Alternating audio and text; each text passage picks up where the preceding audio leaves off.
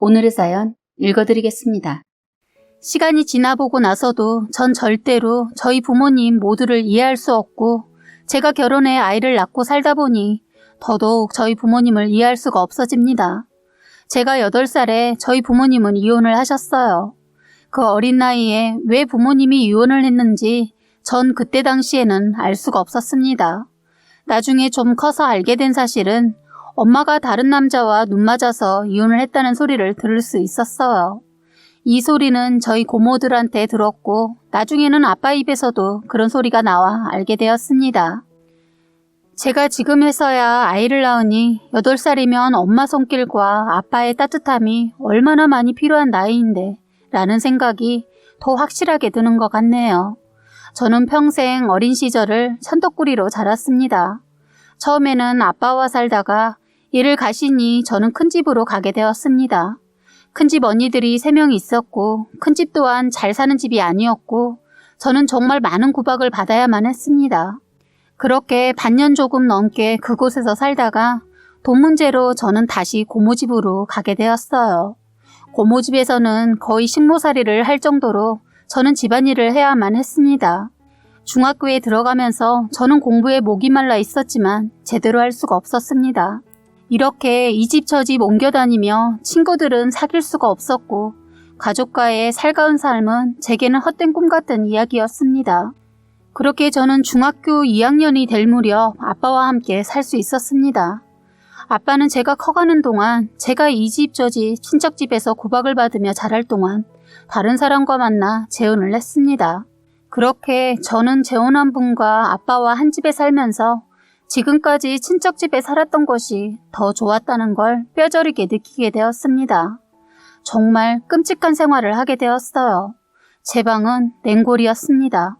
이렇게 겨울날이 되면 아직도 손과 발이 차게 느껴지는 골병이 든 것은 애 낳아서도 아니고 그때 몸이 많이 망가져서일 거라는 생각이 드는군요. 아빠는 지방으로 덤프트럭을 몰며 일을 하셔서 집에는 정말 가끔 오시더라도 하루에서 이틀 정도만 있다가 잠깐 주무시고 나가셨어요. 그 사이 저는 재혼한 그 여자와 한 집에서 살며 사람 취급을 받지 못했습니다. 아까 말한 겨울에는 냉골방에서 자야만 했습니다. 제 방의 보일러는 잠가버리고 입김이 나올 정도로 춥고 냉골 같은 방에서 버텨야만 했어요.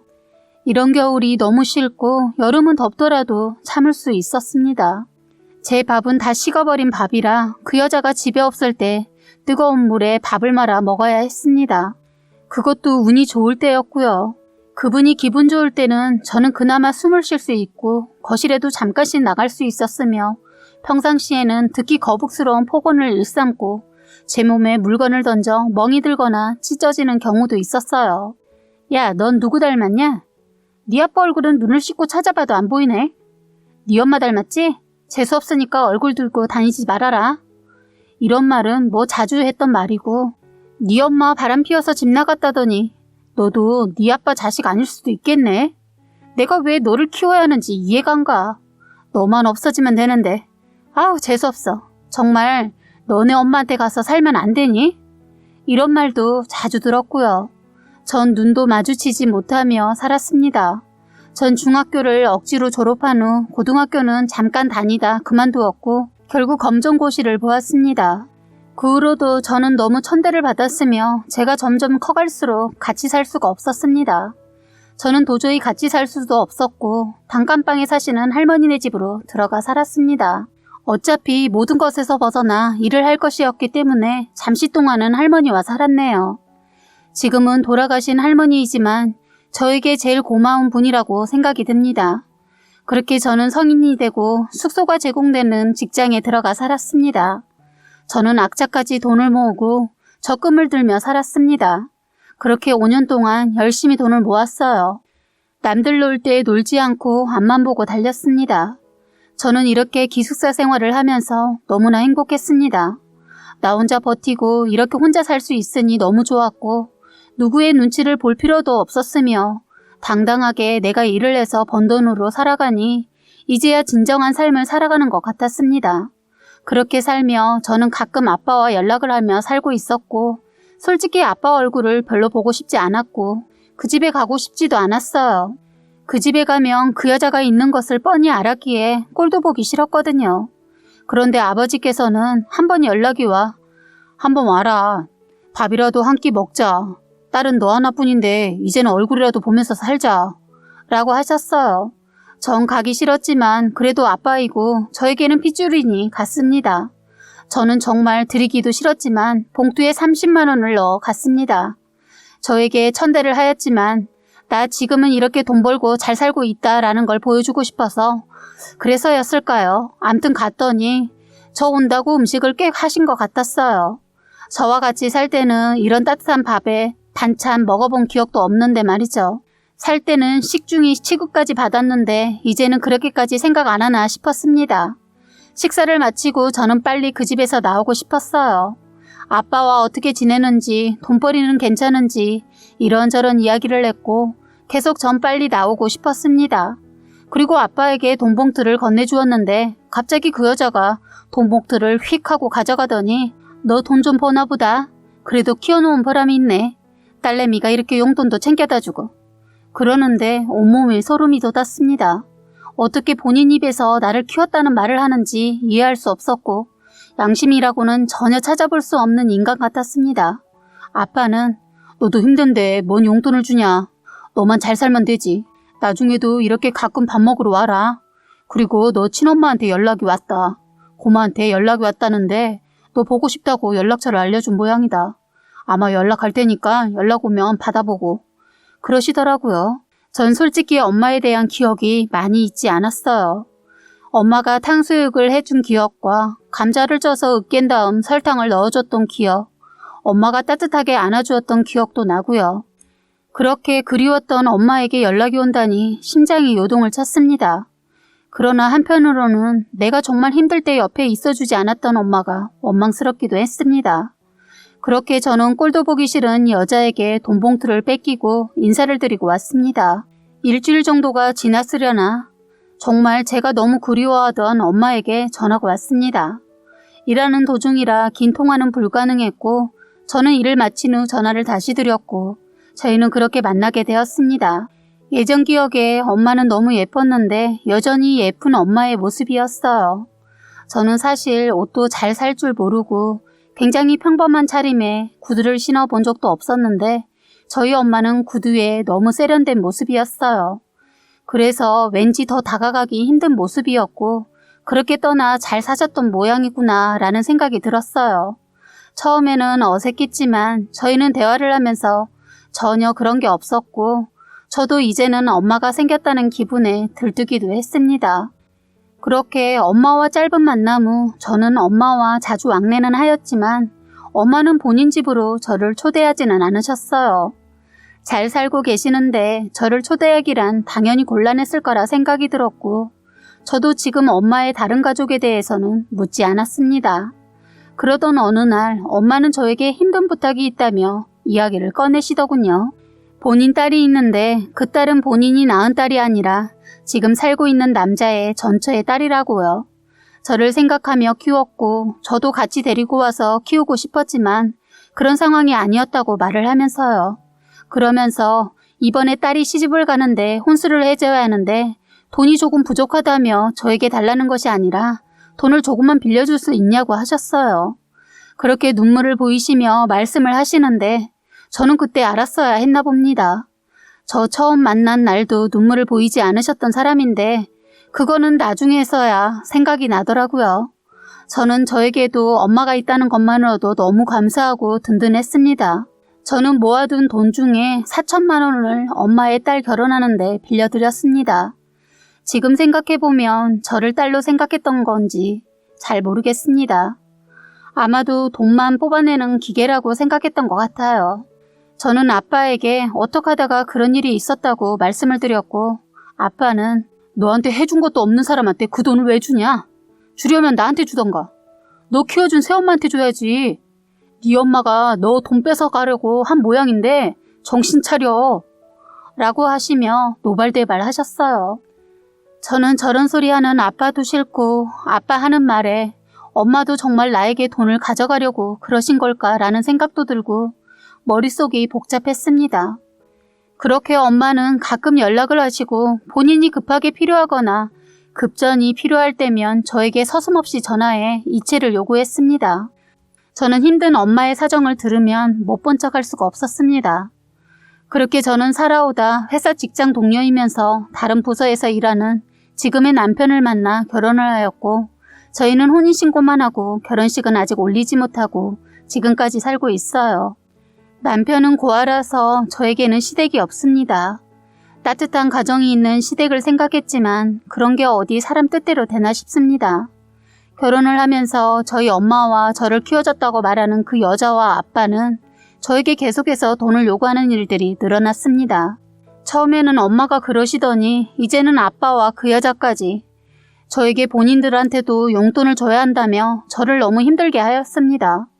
저는 힘겹게 남편한테 이야기를 하였고 저를 무척이나 사랑하고 언제나 저를 지켜주는 고마운 저희 남편은 그렇게 저에게 부모님들과 인연을 끊는 게 어떻겠냐고 했습니다. 제가 너무 답답하고 당신 커가면서 얼굴 한번 안 비친 사람을 뭐하러 용돈까지 주면서 지내냐고 하더군요. 그리고 장인과는 어쩔 수 없이 핏줄이지만 그렇게 구박했던 사람과 지금까지 같이 살고 있고 그 당시 당신이 그렇게 당했던 거 과연 몰랐을 것 같냐고 말을 했습니다. 남편 말을 들어보니 저는 참 한심한 사람이었고 저에게 누구 하나 이런 충고 한마디 해준 사람이 주위에 없었는데 정말 감사한 남편이고 저는 이제 한 가정이 생겨 내 편이 생기고 든든했습니다. 저는 그렇게 부모와 연을 끊고 산 지 6년이라는 시간이 흘렀습니다. 정말 완전히 연을 끊어버리고 지금은 남편과 딸 둘과 함께 아주 행복하게 잘 살고 있습니다. 이렇게 살고 아이가 있으니 정말 잔인했던 부모가 아니었던가 생각이 듭니다. 추운 겨울이 되고 정말 끔찍했던 겨울날들이 생각나면서 이렇게 제 과거와 현재의 삶에 대해 몇 자 적어보았습니다. 아직도 저 같은 가정에서 자라는 사람들이 있을 거라는 생각이 듭니다. 그런 분들에게 꼭 희망을 잃어버리지 마시고 언젠가는 행복하고 멋진 인생이 펼쳐질 거라고 말해드리고 싶습니다. 저는 어렸을 적부터 누나와 많이 각별한 사이였습니다. 집안이 어려웠다거나 힘든 일이 있었던 것은 아닌데 유달리 저희 남매의 사이가 참 좋았어요. 3살 차이가 나는 누나는 저를 정말 예뻐했고 저도 그런 누나를 잘 따랐기 때문에 더욱 사이가 좋았던 것 같습니다. 학교는 같이 다니지 못했지만 누나는 초등학교, 중학교, 고등학교를 다니면서 항상 저를 옆에 끼고 다니면서 친구들에게 소개시켜 주었어요. 보다 못한 누나 친구들이 너가 동생 엄마냐고 할 정도로 저를 참 예뻐해줬던 기억들이 주마등처럼 스쳐가네요. 저희 누나는 공부도 열심히 하고 첫 직장도 성공적이게 들어갔어요. 그런데 그 첫 직장에서 직장 내 따돌림을 당하게 되었습니다. 고작 1년 사이에 참 밝고 긍정적이던 저희 누나가 어느 날부터 잘 웃지도 못하고 뭘 먹지도 못해서 삐쩍 말라가더라고요. 그러던 중 저희 누나가 자신이 직장 내에서 따돌림을 당한다며 고백을 해주었습니다. 중고등들도 아니고 어른들 사이에서 그런 일이 있다는 게 참 웃기죠. 첫 직장에서 그런 일이 있었던 저희 누나가 사회생활을 하는 걸 어려워했습니다. 그래도 가족들이랑은 잘 지냈어요. 하지만 문제는 대인기피증과 공황장애까지 와버린 누나는 바깥을 나가는 것 자체를 어려워했고 결국 병원을 다니게 되었습니다. 병원을 다니면서 사람들을 만나기 위해 더욱 노력했고 운동도 시작하게 되었습니다. 누나가 처음 시작한 운동은 골프였는데 거기서 매형을 처음 만나게 되었다고 합니다. 저는 골프를 시작해 본 적이 없어서 잘 알지는 못하지만 누나는 의외로 꾸준히 골프 연습장에 가서 운동을 하고 오더군요. 그러던 중 옆에 있던 매형과 우연히 얘기를 하게 되었는데 첫인상이 나쁘지 않았다고 합니다. 그런데 그 뒤로 계속 마주치게 되었다고 해요. 자주 보다 보니까 정이 든 건지 서로에게 감정이 생기게 되었고 연락을 시작하게 되었는데 정말 괜찮은 사람이란 걸 느꼈다고 합니다. 하지만 누나는 이미 사람들에게 큰 상처를 받았기 때문에 새로운 사람을 받아줄 준비가 되어 있지 않았다고 했어요. 그런데 둘이서 연락을 시작하고 3개월 정도가 지난 후 매형이 누나에게 고백을 했다고 합니다. 누나는 아직 누군가를 만날 준비가 되어 있지 않아서 용기 내서 매형에게 조금 기다려줄 수 있겠냐고 말했다고 했어요. 매형은 흔쾌히 알겠다고 했고 그 뒤로 4개월 동안 누나에게 변함없는 모습을 보여준 것에 반해서 이 사람은 든든한 나무처럼 내 옆에서 있어줄 수 있겠구나라는 생각으로 만남을 시작하게 되었다고 합니다. 매형과 누나가 만나기 시작한 이후로 어두웠던 저희 누나의 모습을 180도 달라지게 만들어 주었어요. 예전에 알고 지낸 지인을 오랜만에 누나랑 함께 만났는데 그 지인분도 단번에 알아보고 너무 밝아져서 다행이라고 좋은 일이라도 생긴 거냐고 물어볼 정도였어요. 그렇게 저희 누나는 매형을 만나고 나서 많이 변하게 되었습니다. 우울증과 대인기피증, 공황장애 등 정신적 질환들이 많이 괜찮아져 약도 끊었고 취직 준비도 했어요. 그렇게 1년 뒤 다른 직장에 취직을 하게 되었고 다행히 좋은 직장 동료들을 만나게 되어서 잘 지내는 것 같더라고요. 그렇게 힘들게 지냈던 저희 누나가 밝아진 모습을 보면서 그때 저와 부모님은 누나 애인분이 정말 궁금했었습니다. 그렇게 누나가 데려온 매형은 누나보다 10살 많은 사람이었고 저희 부모님은 나이 차이가 많이 나다 보니 처음에는 반대를 했어요. 저도 처음에는 뭐 이렇게 나이 많은 사람을 만나는 건지 저 남자가 누나를 가지고 놀려고 하는 건 아닐까 생각했습니다. 그런데 제가 먼저 만나본 매형은 제 상상과 전혀 다른 사람이었어요. 매형이 저희 누나를 바라보는 눈빛이 진심이더군요. 저는 누나의 마음도 궁금해서 물어봤어요. 누나는 그 형의 어떤 점이 마음에 드는 거야? 그냥 날 행복하게 해주는 것 같아. 옛날에 어두웠던 내 모습이 생각나지 않게 해줄 정도로 항상 날 행복하게 해줘. 변할 수도 있는 거 아니야? 그래도 좋아? 잘 모르겠는데 근데 이상하지? 이 사람은 변하지 않을 것만 같아. 평생 같이 살아도 괜찮겠다라는 생각이 들더라. 원래는 중립이었던 제가 이런 누나의 말을 듣고 나서 누나의 편에 서서 부모님을 설득하기 시작했습니다. 저까지 결혼을 허락해주라고 하니 부모님도 많이 흔들리시는 것 같았어요. 고생만 하던 저희 누나가 결국에는 좋은 사람을 일찍 만났구나 싶어서 저희 부모님도 결국은 허락을 해주시게 되었어요. 양가 허락을 모두 받은 누나 부부는 결혼 준비를 빠르게 마치게 되었고 허니문 베이비로 아이를 임신하게 되었습니다. 그렇게 10개월이 지나고 누나가 27살쯤 첫 조카인 연주를 낳게 되었습니다. 누나와 매형의 예쁜 부분들만 닮아서 모르는 사람들도 예쁘다고 칭찬할 정도였어요. 특히 저희 매형은 37살에 첫 아이를 안아볼 수 있게 되었고 소문난 딸바보가 되었습니다. 연주도 그런 아빠를 참 잘 따랐고요. 어느 날 제가 여자친구와 결혼 문제로 많이 싸워서 매형과 둘이 술자리를 가지게 되면서 이런 질문을 한 적이 있어요.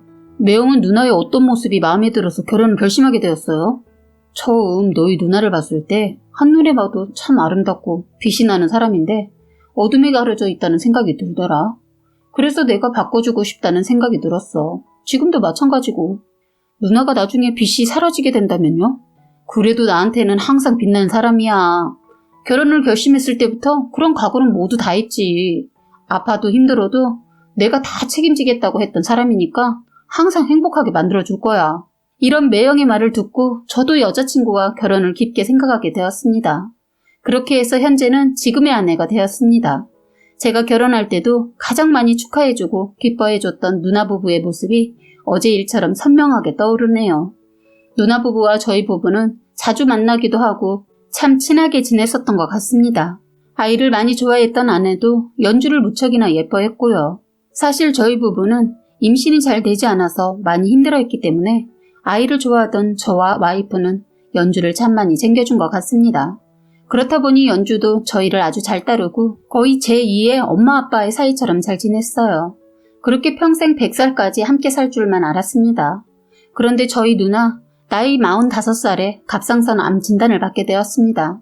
처음에는 누나의 목소리가 조금 달라진 것 같았어요.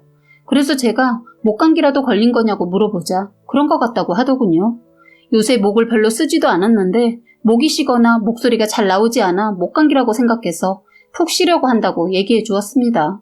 그런데 증상이 아무래도 갑상선 암 같아서 제가 누나에게 검사를 받아보자고 조르고 조르게 되어서 같이 검사를 받으러 가게 되었어요. 그런데 아니나 다를까 검사 결과는 갑상선 암이었습니다. 심지어 3기였고 의사 선생님이 이 정도면 멍울도 크게 만져지고 많이 불편했을 텐데 일상생활을 하신 게 대단하다고 하더군요. 그래도 갑상선암은 다른 암들에 비해 생존율이 높아 열심히 치료하시고 잘 따라와 주신다면 좋은 결과를 나올 수도 있다고 말씀해 주셨습니다. 저희 매형은 결과를 듣고 나오자마자 누나의 손을 잡고는 펑펑 눈물을 쏟더라고요. 그렇게 아팠을 텐데 왜 티를 하나도 내지 않았냐고 너무 속상해했습니다. 물론 저도 너무 속이 상했지만 평생의 반려자로 생각하고 살아가던 매형이 더 속상했을 것을 알기 때문에 가만히 옆에서 지켜만 봤어요. 누나는 자신의 몸보다 아직 학생인 연주를 더 걱정하더군요. 혹시라도 자신이 죽게 된다면 연주가 겪어야 할 충격 때문에 어떻게 말을 해야 할지 고민하는 겁니다. 누나의 그런 마음이 이해가 되기는 했지만 그런 상황에서도 암 3기라는 자신의 몸보다 연주를 생각하는 모습이 너무 속상하고 화가 났어요. 그래서 제 나름대로 생각을 해봤습니다.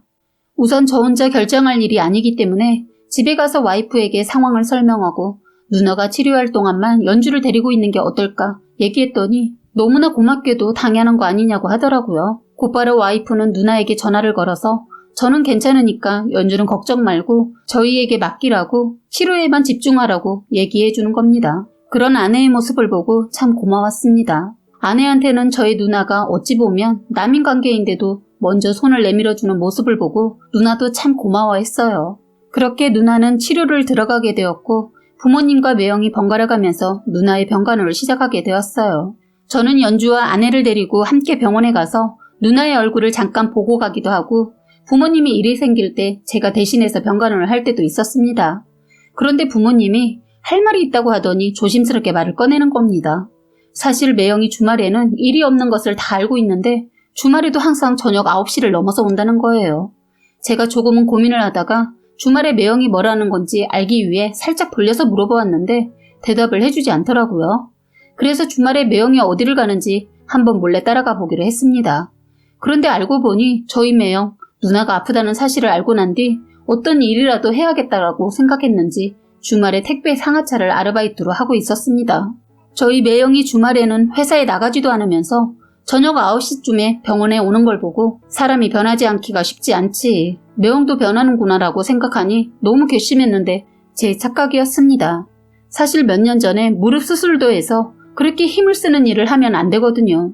젊은 사람들도 힘들어서 중간에 몰래 도망간다는 일까지 하면서 누나의 병원비를 벌고 있었습니다. 55살이나 된 저희 매형은 나이가 많아서 더 힘들었을 텐데 병원에 와서도 짜증 한번 내지 않고 힘든 티도 내지 않았던 거였어요.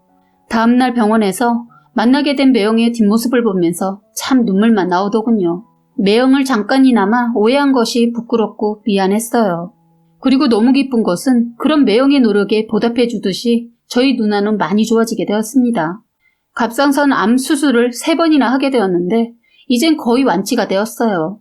그렇지만 그래도 몸 관리는 꾸준히 하라고 의사분이 강력하게 얘기하시더군요. 그래서 지금 누나는 그렇게 좋아하던 커피나 라면, 아이스크림, 기름진 음식도 다 피하고 운동도 열심히 하면서 손주 볼 때까지는 살아야 한다면서 건강한 생활을 이어가는 중입니다.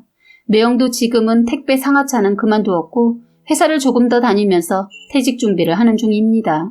그리고 연주가 수능을 보게 되어서 모든 가족들이 초비상 상태에 돌입해서 다들 연주 눈치만 보는 중입니다.